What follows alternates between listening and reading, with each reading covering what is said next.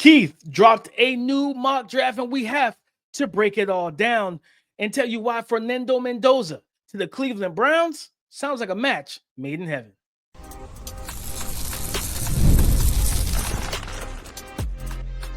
You are Locked On NFL Draft, your daily podcast covering the NFL Draft. Part of the Locked On Podcast Network, your team every day.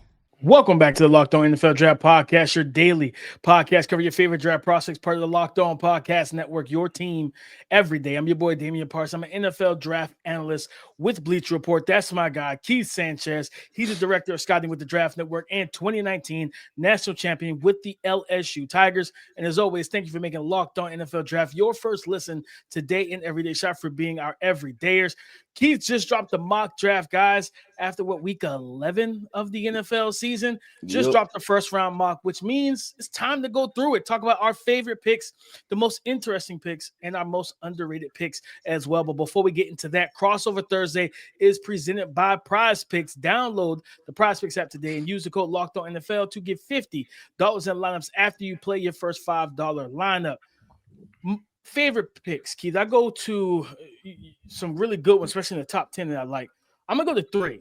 And my QB1, Fernando Mendoza, came off the board as your QB1 in your mock. And you had him going to the Cleveland Browns. And, of course, right now the Cleveland Browns quarterback situation is TBD, to be determined. We don't know. Go ahead and call it dysfunctional. It's very dysfunctional.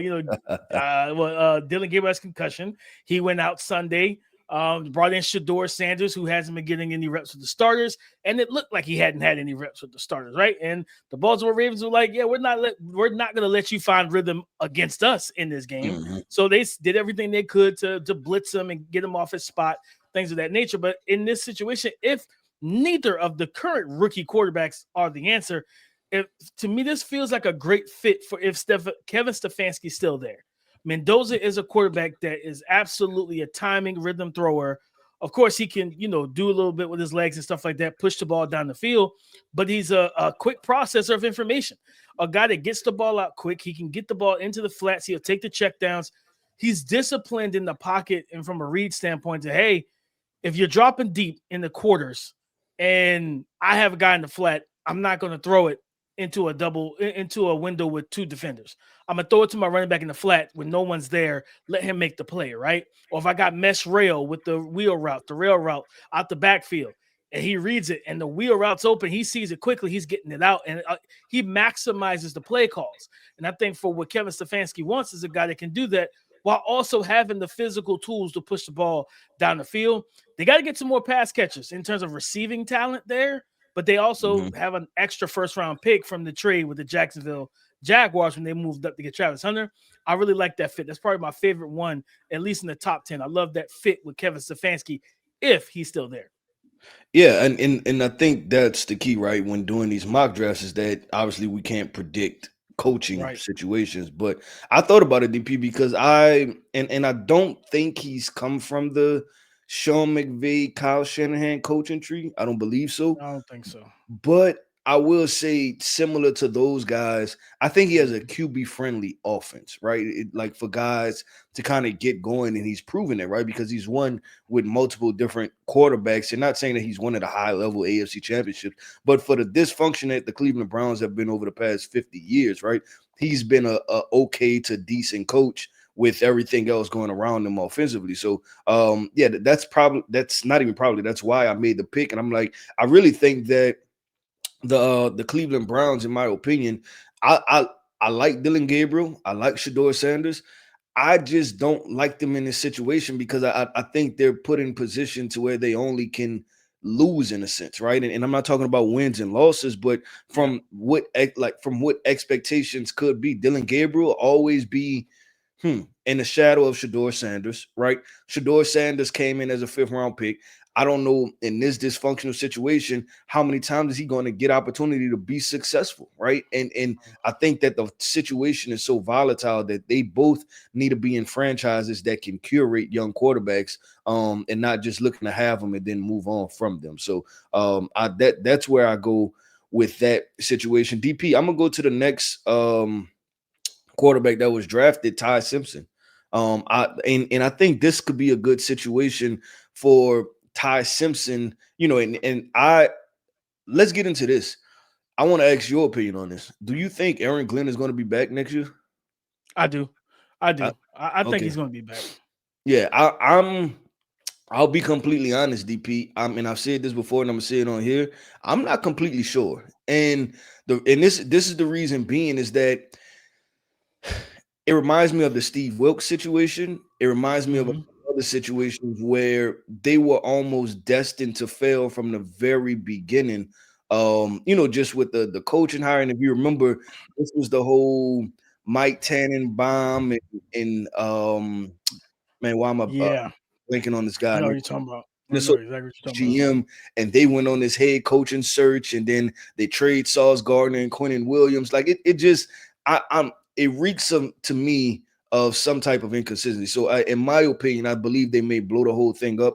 And that's not what I want, right? I root for coaches to get opportunities and to hold on opportunities. But let me jump in real quick, kid. I'm gonna tell you why I feel like they might stick with us. I'm gonna go right into my neck of the woods, the Carolina Panthers.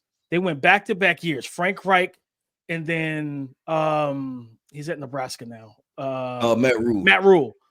Fired back-to-back head coaches, right? Remember when Ben Johnson, when Dave Canales got hired, they wanted Ben Johnson. They absolutely wanted Ben Johnson. Ben Johnson was nowhere near the Carolina Panthers after he just saw what you did to the previous two coaches. I think that wanting to put that stain on themselves as a franchise, it was like for the next, because think about it, the next great head coach, whoever that may be, I don't even know who that is right now. But that next, your boy Kelvin Shepard has got a lot of love for what he's been doing with that Detroit Lions defense, right? Yep. The next crop of great head coaches, Jets, you don't want to be the one that they say absolutely not. I'm not even taking an interview. I'm not picking up your phone call because I've seen what you've done to the recent head coaches, Robert Saleh, Aaron Glenn. I've seen what you've done to the recent. I think that might be why they. I don't think they might give Aaron Glenn that second chance now to, hey, you know what? We tried the Justin Fields thing. Let's go find us our own quarterback. I think that might be the thing. And to your point, Ty Simpson could be the guy. Yeah, and either way, I think he can thrive in that market just because, and this is what I was getting to, is that he's mature, right? He sat at Alabama. I like the fact that he wasn't playing last year, right? But he's seen somewhat of the dysfunction and the Alabama fans being angry, and then even dealing with it after their week 1 loss, right, to Florida State, and all of the fans saying, get him out of here. We don't want, him personally. And then also the head coach, right? And you had fans calling for the athletic director to lose his job. So just he's seen some sort of dysfunction, and probably not dysfunction, but angry media, right? And Alabama isn't a quote unquote big media market, but it's a huge football program, right? Blood. It's a blue blood, huge football program with really passionate fans that when you lose is national news, right? Just one loss is national news. So that's why I like the Ty Simpson to the New York Jets, because I think he has the moxie and the grit to get it done. Yeah, the maturity is a big thing, right? You want a guy that can walk into that locker room and bring some semblance of balance and calmness to the offense as well. And hopefully Adonai Mitchell, if we could get him to complete the phase of playing a receiver, he'll be just fine, because the route running, the release package, the speed, everything up into the catch point, he is great at. If he can start bringing in these catches, him and a Garrett Wilson, like Adonai Mitchell hitting his peak, like really playing to his talent, and Garrett Wilson playing to his talent, which we've seen him do when he gets good quarterback play, could be an absolute terror for defenses. And they have John Mechie, you got Mason Taylor at tight end, you got Braylon Allen and Breece Hall in the backfield. Ty Simpson can walk into that situation and be with the accurate quarterback they need to lift the floor and elevate the ceiling of this team. Keith, I want to go to one more pick. It's pick 7, man.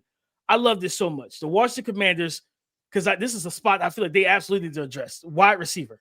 Giving them Carnell Tate to pair with, crazy enough, Ohio State to Ohio State, pairing them up with scary Terry McLaurin. Deebo Samuel has been solid for them. Terry McLaurin's been hurt most of the year. The injury bug has caught this offense, right? You think about walking out with Jaden Daniels walking out healthy with a healthy offensive line and run game, and then you have Carnell Tate outside. You got scary Terry outside. Maybe you got Luke McCaffrey. He's taking the next step to being your perennial slot receiver.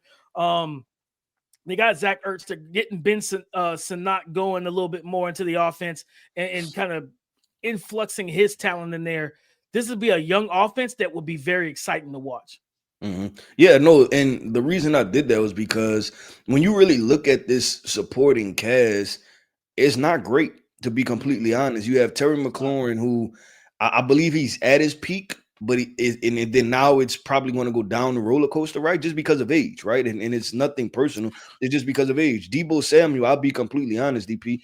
I think he been started the downward roller coaster situation. Absolutely. If you look at his statistics, I think it's been quite a few years since he's been a 1,000-yard guy consistently. And so when you have a big name like Deebo, but when you actually look at the production, right, combined with the injury history, then it's like, okay, cool. Then what does Jaden Daniels really have next year, right? Luke McCaffrey has been okay, hasn't been great. And I think they need to upgrade this supporting cast. And partially while the Washington Commanders are performing how they're performing, is because they're finally playing to what their roster was. I think last year, Jaden Daniels elevated them beyond what their roster actually was. I think now you're starting to see, like, oh, shoot, this team had holes. Oh, they need a secondary. Oh, they need another edge rusher. Oh, they, like just different things that you're looking at. So I'll probably consistently mock a wide receiver to the Commanders just from the perspective of they need to get Jaden Daniels help, because you don't want to see kind of that I won't even say the second year regression, kind of that second year stall like we've seen with CJ Stroud and third year, like that type of situation that we've seen from CJ Stroud. But DP, let's do this, man. Let's go from favorite picks to most interesting picks, right? The picks that kind of made you tilt your head to the side a little bit and say, what's going on here? So we're going to talk about that coming up next. This episode is brought to you by Prize Picks. You and I make decisions every single day, but on Prize Picks, being right can get you paid. Don't miss any of the excitement of this sports season. Whether you're following the NFL, the NBA, or both, there's no better time to jump in on the action. If you haven't tried it yet, Prize Picks is the simplest way to play. Just pick more or less on at least 2 player stats, and if you get them right, you win. It takes less than 60 seconds, less than a minute to make your lineup, and you can play anywhere Prize Picks operates, including California, Texas, and Georgia. I've been using Prize Picks during both football Sundays and NBA tip-offs. It keeps every single game exciting. Download the Prize Picks app today and use the code LOCKEDONNFL to get $50 in lineups after you play your first $5 lineup. Again, that's code LOCKEDONNFL to get $50 in lineups after you play your first $5 lineup. Guys, you don't want to miss out on a deal like this. Prize Picks, it's good to be right. Most interesting picks from Keith's latest first round 2026 NFL mock draft that we're breaking down here on today's episode of Locked On NFL Draft Podcast. Keith, I didn't tilt my head. You know how dogs, when they're confused, they kind of tilt their head to the side, like, what's going on? See, this at 15, Keith, this is a conundrum everybody has to be in right now, because you wanted the Chiefs to not be a good team because you're tired of Pat Mahomes dominating. But here's the scary part. If they are a bad team, they get really good grades. They get to move up the draft board. And at 15, Keith gives them Sadiq the Freak, Kenyon Sadiq, the tight end out of Oregon, to basically be the heir apparent to Travis Kelce. And it's like, again, it's interesting in the best of ways, because it's like, for me as a fan of the game of Kenyon Sadiq, pairing them with one of the best quarterbacks, one of the best head coaches and play callers in the NFL, oh, yeah, that's great for his career trajectory. Like, you fast forward 2 years after being selected, and we're talking about him. I'm not going to say 2 years, Keith. I'll be aggressive with this. He could end up having a Brock Bowers rookie season where he is dominating defenses, and not in the way that Travis Kelce did with a lot of the, Travis Kelce, I've never seen anybody have the freedom of route running as Travis Kelce. Like, he's supposed to be running the over route, but he breaks it off halfway and works back like it's a pivot. And him and Mahomes just on the same wavelength. It's not going to look the same there, but the athleticism, the strength, the power, the yak ability that Kenyon Sadiq brings, and he's probably be a much better blocker than Travis Kelce ever was, even at his peak.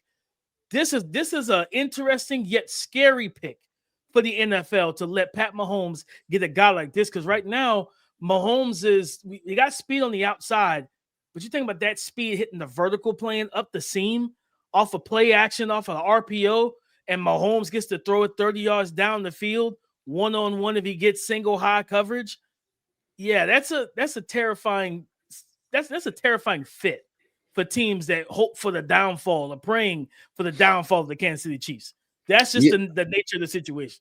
Yeah, you're talking about adding a potential supercharger to an offense, right? And it's been a while, in my opinion, outside of Travis Kelce. I think it's been since Tyreek Hill that the Kansas City Chiefs have had players that physically scare you, right? Like Xavier Worthy, obviously speed guy. But I'm talking about just physically dominant. Like it's like, oh shoot, that guy's different. Right, like, and it's been a while since Tyreek Hill that they've had that, like, just real guys that make you want to dictate coverage and things like that, right? Because you've seen what the Buffalo Bills did, and we both like Xavier Worthy, right? Think he's a good wide receiver, but I do think that Tyreek Hill is another class of its own, right? Like, just when we talk about wide receiver speed, start-stop ability, and you've seen what the Buffalo Bills did when they played Xavier Worthy. They said, okay, cool, you ran what, a 4-2, 4-1, something like that, right? 4-2-1. We'll put a guy that runs a 4-3 on you in Maxwell Harrison. I think Maxwell Harrison ran a 4-2-8, I believe, a 4-2-9. I think so, yeah. He's something like that. too. Yeah, we'll just match speed with speed. So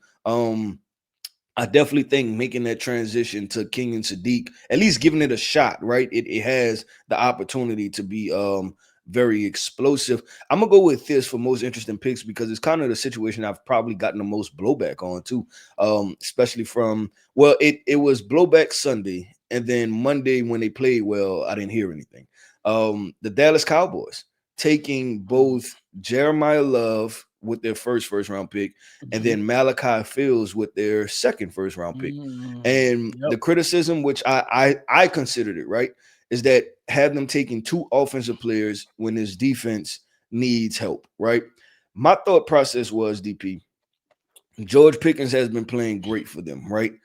But investing more money into the offense when this defense, it's been a very long time. Like, when the last time we said the Dallas Cowboys have a top 5 defense? It's been a very long time. So I looked at it as though, hey, draft the offensive guys you need replacements for, right? So that way you don't have to have this big ticket, big spending type of situation.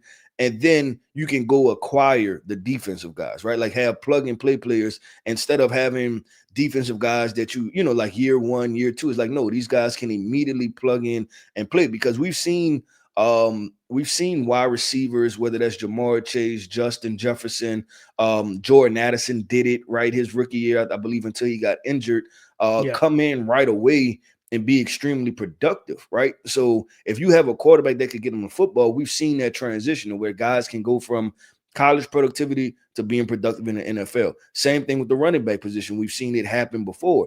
Now, the defensive side of the football, I don't think there have been too many times where a guy immediately translates to, you know, being productive in college as an edge rusher and then immediately jump into the NFL and getting 12, 15 sacks, right? Or a corner coming from college and then immediately being an all-pro corner. The learning curve just doesn't happen that quickly. Usually, not saying it won't happen, but I think next year the Cowboys can put themselves in a win-now mode if they handle the defense properly and handle the salary cap properly. Yeah, no, I mean, because I saw the report that Coach Schottenheimer is pushing to get George Pickens this contract. And I mean, do I blame him? No, I mean, I get it. That connection with him and Dak and CD, that trio, they're cooking this season, right? So, and we've said it on this pod multiple times. They need another receiver to go with them. But to your point, you paid CD. Are you going to put another $25+ million into it? Yeah, it's kind of tough because it's a situation where you look at the Cincinnati Bengals right now, where it's like, okay, you got Joe Burrow, you got T. Higgins, you got Jamar Chase. Like, cool. Your defense is atrocious. Like, you know what I mean? It's like, no, and the weird part about the whole thing, one of the players they acquired was from the Cincinnati Bengals, right? Talking about the Dallas Cowboys with Logan Wilson. And it's not to Logan Wilson, but it's just crazy with that parallel inserted in there. I'm glad you brought that up because I forgot about Logan Wilson and Quentin Williams trades that they made that will help the front seven and help this defense. So yeah, if you were to go 2 offensive players, like say you don't trade, since you don't sign George Pickens, maybe you even do a sign and trade with a team that wants to pay him this money, and you take a Malachi Fields, you get a Jeremiah Love. That second round or whatever, you can get. This is a good edge rush group. You can get edge rushers. You can find the corner, things of that nature, because I think we saw the impact of Quinnen Williams on Monday night. We saw that impact, putting him as that 3 tech and saying, big fella, go get the ball, go get the quarterback. He's been one of the most disruptive defensive tackles in the league since he was drafted to the Jets. Logan Wilson playing that linebacker spot. They finally have a guy who's not a converted safety at linebacker. He's a real linebacker, guys. He's 240. He's really a linebacker. So I love that aspect of it. And then you got Donovan Ezeroku, who we and you loved this past draft. He's played well for them this year. You can get another edge rusher on day 2. I think he was a 2nd-round pick. No, he was. I believe he was a 2nd-round pick. So there's definitely a lot to unfold there with the Dallas Cowboys, and they have an opportunity, DP, as dysfunctional as they are. And it's not even a process that I honestly necessarily root for. But they have an opportunity to make some things work. And I think going 2 offensive players to potentially save you some money, and then finally invest to that, just the defensive backs, right? Like even safety play, right? Like when is the last time we were like, man, they got some really good safeties back there. So some different things they'll be able to do, and it allow them their flexibility. Let's do this, DP. Let's scour this thing. Let's go through the entire first round, and let's talk about the most underrated picks of this 2026 NFL mock draft coming up next. Today's episode is brought to you by FanDuel, America's #1 sportsbook. The NBA is back, and there's no better place to get in on the action than FanDuel, the official sports betting partner of the NBA. Even if you missed the start of the game or you want to ride that hot hand, FanDuel has live bets on everything from who will score next to fourth quarter comebacks. Plus, you can even combine your live bets into a same game parlay for a shot at a bigger payout. It keeps every game even more exciting, especially when your team's making that late fourth quarter push to close it out, like my Detroit Pistons have been doing. Right now, FanDuel is giving new customers $300 back in bonus bets when your first $5 bet wins. Again, new customers are getting $300 back in bonus bets when your first $5 bet wins. So head to FanDuel.com today to sign up and play your game with FanDuel, the official sports betting partner of the NBA. Thank you for making Locked On NFL Draft your first listen today and every day. Shout out for being our everydayers, and thank you for making the Locked On Podcast Network the #1 sports podcast network in America. It wouldn't be capable or be able to do that without you guys, our everydayers. Keith, the most underrated, those kind of sleeper picks in your mock draft, I got a couple here, but I'm going to start at 21. And I think people might have glossed over that. Darian Mensah, quarterback from Duke, going to the Pittsburgh Steelers. That is such an underrated pick because they don't have a face of the franchise right now. I think that there's a report there's something about a broken bone or something in Aaron Rodgers' hands. I think it's wrist, yeah. His wrist. I don't know how long he'll be out or if he misses some games, but hopefully if he does miss, like while he's trying to get healthy, maybe we get some, some Will Howard. And let's see, what you have in Will Howard, because that could kind of close some of that, Keith, where you don't need a quarterback. But let's say they still need one come April. Darian Mensah's ability to be an accurate quarterback, a good arm, he's mobile, very calm, operator in the pocket, very smooth quarterback as well. Throwing to Roman Wilson and those 2 tight ends and DK Metcalf and things of that nature, man, like that'd be a really good thing. And you're taking on a rookie quarterback salary in the first round, which what does that do? That opens up your cap flexibility down the road in this 5-year window that you will have before you have to pay the young man. So if Aaron Rodgers does walk off, listen, Darian Mensah is a type of quarterback to me, and we've said this, Keith, we both agree.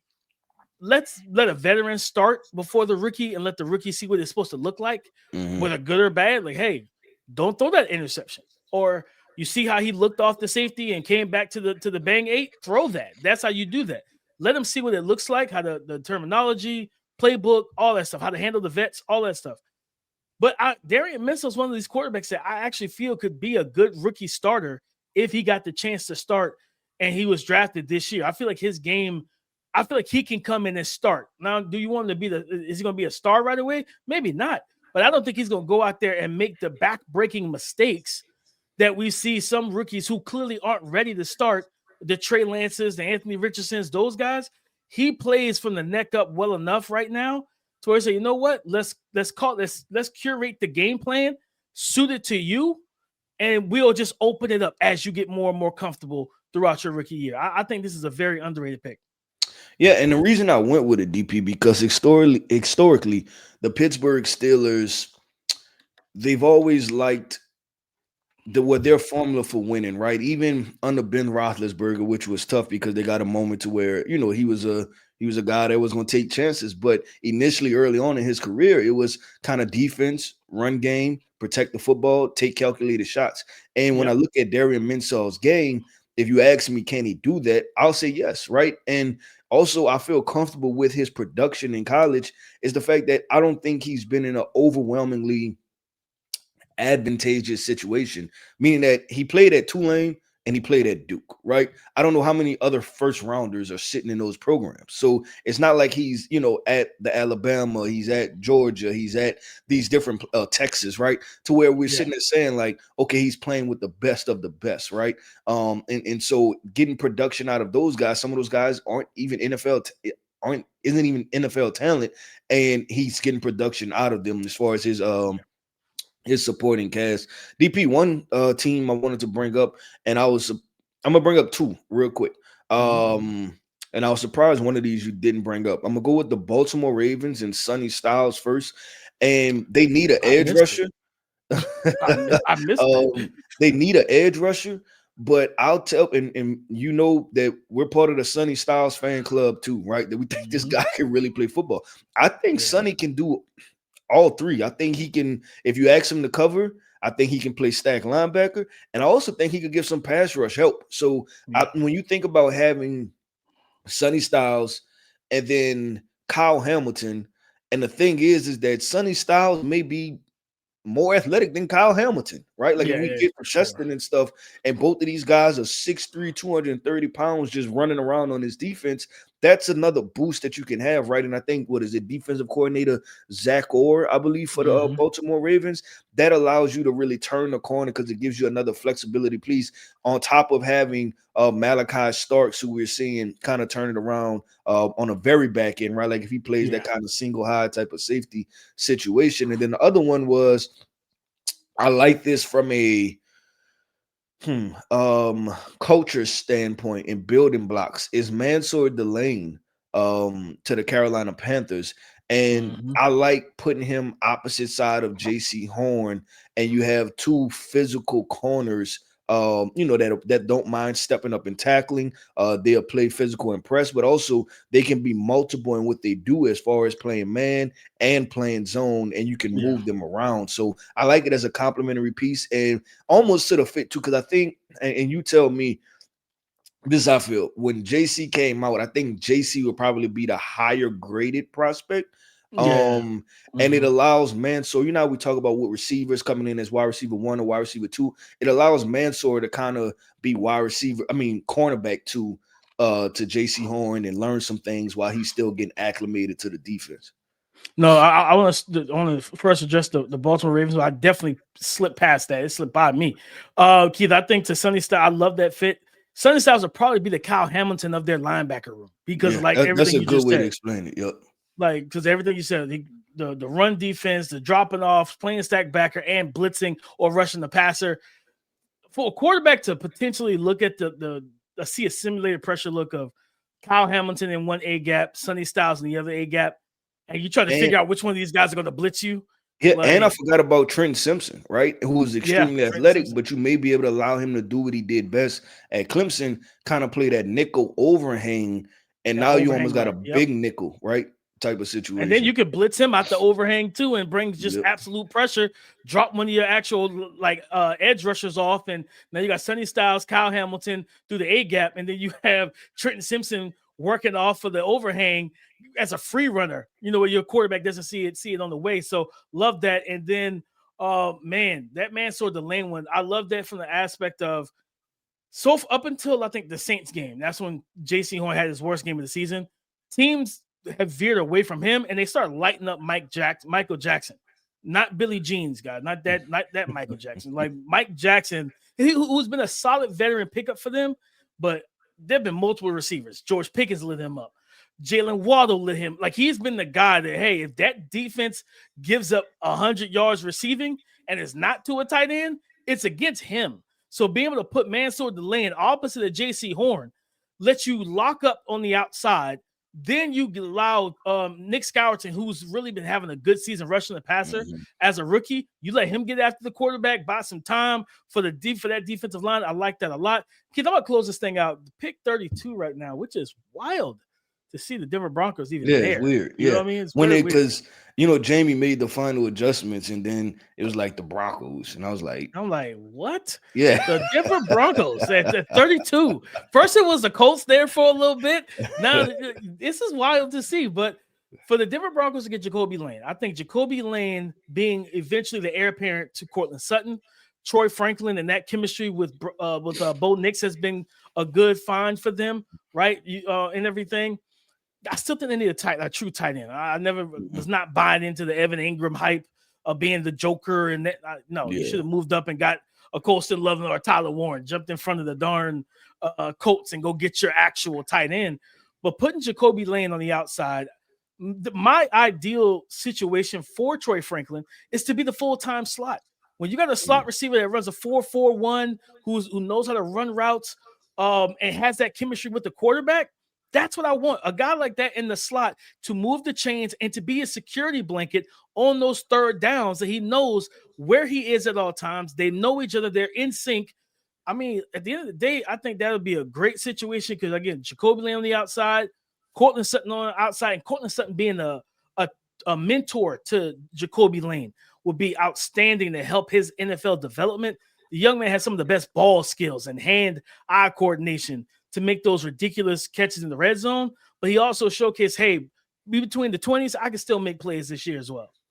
Yeah, I went with this situation, DP, because I thought about Bo Nix, the quarterback, right? And good Bo and oh no Bo, right? And and good Bo is a situation, obviously, we talked about last year with the offense, and Sean Payton did a really good job of implementing some of the things that Bo did well at Oregon, right? And then you think about this year, and he's played okay football. But I also view Bo as a guy that'll throw the 50-50 ball, right? Like, you know what? I ain't got time to throw with anticipation and all these other things.